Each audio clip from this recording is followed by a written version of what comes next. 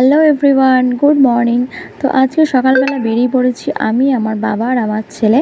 একটা টোটো নিয়ে যাচ্ছি আমরা বোলপুর যাচ্ছি আমার ছেলেকে নিয়ে ডক্টরের কাছে। আমার ছেলের শরীরটা কয়েকদিন ধরে ভালো নেই, একটু বমি করছিল, তাই ওকে একটু নিয়ে যাওয়া হচ্ছে ডাক্তার দেখাতে। তো মাঝে মাঝে তো বাচ্চাদের চেক আপ করাতেই হয়, তাই বললাম চলো আজকেই যাই নিয়ে। আর ওর বাবা ছিল না, তাই আমার বাবার সঙ্গে আমরা টোটো করে যাচ্ছি।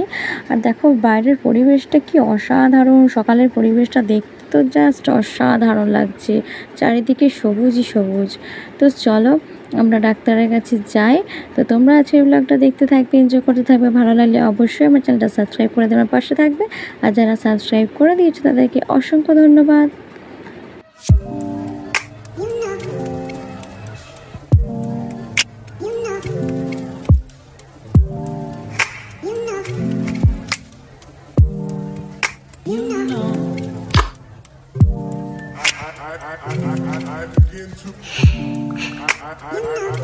I begin to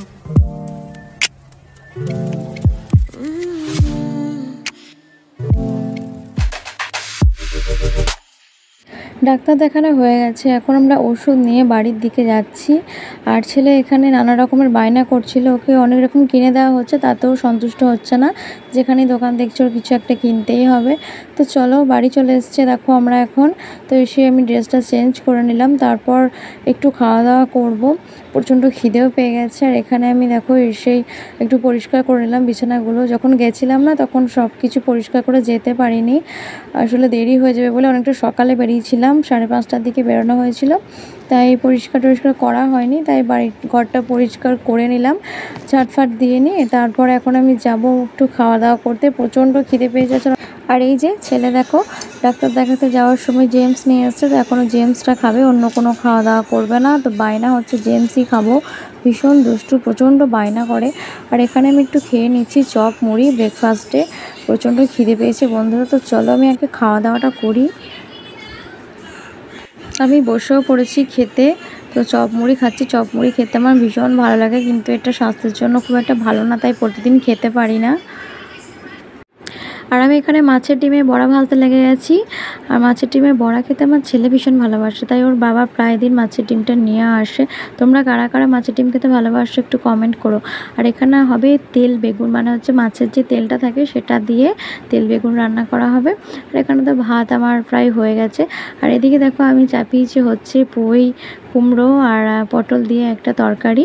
তো এটা খেতে আমার শাশুড়ি মা ভীষণ ভালোবাসে, তাই শাশুড়ি মায়ের জন্য কুমড়ো বাড়িতে রাখতেই হবে। কুমড়ো খেতে ভীষণ ভালোবাসে আমার শাশুড়ি মা, তাই এটা রান্না করা হচ্ছে। আর হচ্ছে তোমার এদিকে মাছের কালিয়া হবে। তো মাছের কালিয়া আমার তো ভীষণ ভালো লাগে, আমার হাজব্যান্ডেরও ভীষণ ভালো লাগে।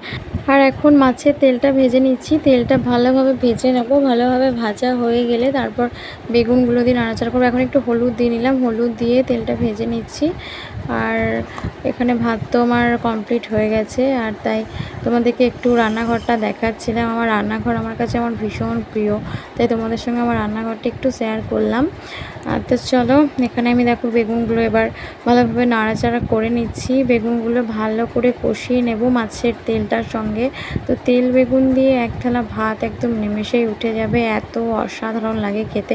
তোমরা বন্ধুরা ট্রাই করে দেখতে পারো, আশা করি সবাই খেয়েছো। যারা খাওনি তারা একটু ট্রাই করো, ভীষণ ভালো লাগে তেল বেগুন দিয়ে গরম গরম ভাত খেতে।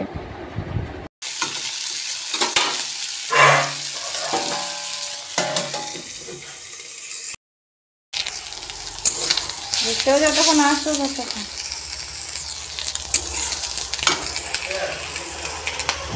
এখানে আমি মাছগুলো ভেজে নিচ্ছি। মাছগুলো একটু কড়া কড়া করে ভাজবো, সাদা সাদা করে ভাজলে ভেঙে যায় মাছগুলো, তাই একটু লাল লাল করে ভেজে নেব। আর এখানে দেখো আমি মাছের কারিটা বানিয়ে নিচ্ছি। রান্না বান্না করে খাওয়া দাওয়া করে রেস্ট নেওয়ার পর একদম চলে এসেছি রাত্রেবেলা তোমাদের সঙ্গে দেখা করতে। রাত্রেবেলা আজকে হয়েছিল একদম লাল লাল চিকেন। আমাদের হঠাৎ আমাদের চিকেন খেতে ইচ্ছে করে, তাই যখন তখন আমরা চিকেন নিয়ে চলে আসি। তো চলো আজকে রাত্রে এটাই মেনু। তো বন্ধুরা আমাদের এই ব্লগটি যদি ভালো লাগে অবশ্যই আমাদের পাশে থেকে চ্যানেলটা সাবস্ক্রাইব করে দিও। তো চলো আজকের মতো টাটা।